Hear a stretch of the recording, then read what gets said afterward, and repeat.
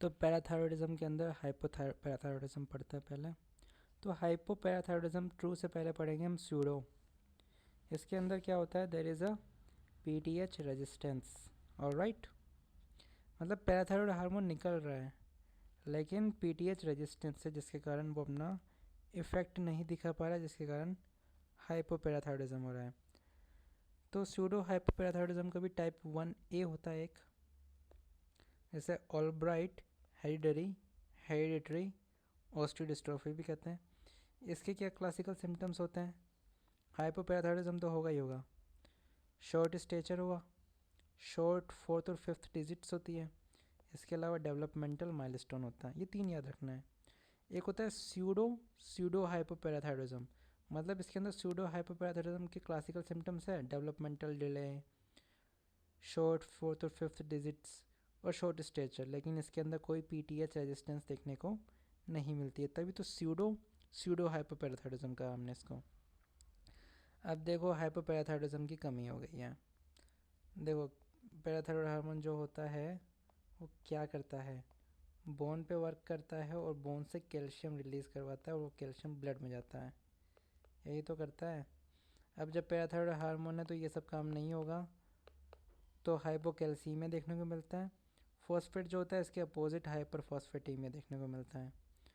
ये जो हाइपोकैल्सीमिया होता है ये टिटनी के रूप में अपने आप को दिखाता है। टिटनी इनवॉलंटरी कॉन्ट्रैक्शन ऑफ मसल, इसके लिए एक शोस्टैक साइन होता है और एक ट्रसाउ साइन होता है। हाइपरफॉस्फेटीमिया जो होता है वो सीवियर सीजर कर सकता है और अरिथमिया कॉज कर सकता है। अब बात करते हैं हम हाइपरपैराथायरॉयडिज्म के बारे में। तो it can be primary due to parathyroid adenoma, बहुत सारा पैराथायरॉयड हार्मोन रिलीज़ कर रहा है। इससे क्या होगा, बहुत सारा बोन ब्रेकडाउन होगा, बहुत सारा कैल्शियम रिलीज होगा, तो हाइपर कैल्शियमिया देखने को मिलता है और हाइपोफॉस्फेटीमिया देखने को मिलता है इसमें। पैराथायरॉयड हार्मोन बढ़ा हुआ मिलेगा, इसके अलावा एएलपी भी बढ़ा हुआ मिला होता है और साइक्लिक एएमपी भी यूरिन के अंदर वो भी बढ़ा हुआ मिलता है। इसके अगर सिम्टम याद रखने हैं तो आपको याद रखना पड़ेगा bones, stones, groans, thrones, psychiatric overtone. Psychiatric overtone का मतलब डिप्रेशन और कन्फ्यूज़न। थ्रोन्स मतलब टॉयलेट का मतलब पॉलीयूरिया, बार बार यूरिनेशन के लिए जाना पड़ रहा है। स्टोन से stone, calcium based kidney stone. Bone से bone pain due to demineralisation. और ग्रोन से याद रखना है आपको कॉन्स्टिपेशन और मसल वीकनेस। कुछ इस तरीके का दिखता है ये। Brown tumour, osteitis fibrosa cystica. इसके अलावा साल्ट और पेपर साइन देखने को मिलता है हमको, जो कि सब पेरियोस्टल इरोजन्स होते हैं। अब बात करते हैं सेकेंडरी हाइपोपैराथायरॉयडिज्म की। इसके अंदर क्या होता है, एक्सेस पैराथायरॉयड हार्मोन जो है वो पैदा होता है, क्यों, ड्यू टू हाइपोकैल्सीमिया। तो इसके अंदर उल्टा होता है, हाइपोकैल्सीमिया देखने को मिलती है और हाइपरफॉस्फेटीमिया देखने को मिलता है। विटामिन डी कम होता है इसके अंदर, पैराथायरॉयड हार्मोन और एएलपी ज़्यादा होते हैं। सिम्टम्स ऑफ सीकेडी भी मौजूद होते हैं। हाँ ठीक है।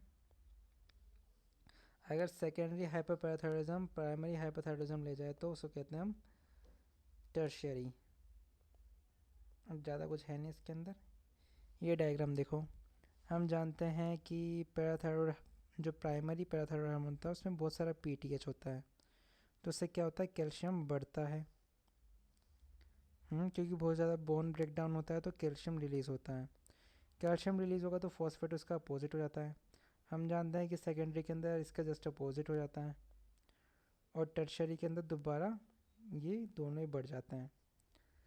बात करें रिकेट्स की अगर, तो रिकेट्स के अंदर तुम्हें याद रखना है इसको दोनों को ही कम कर लो या घटा लो, कैल्शियम और फॉस्फेट दोनों को ही। टेक्नीशियम 99 सेस्टामेली का यूज़ करते हैं पैराथायरॉयड और ब्रेस्ट इमेजिंग के अंदर।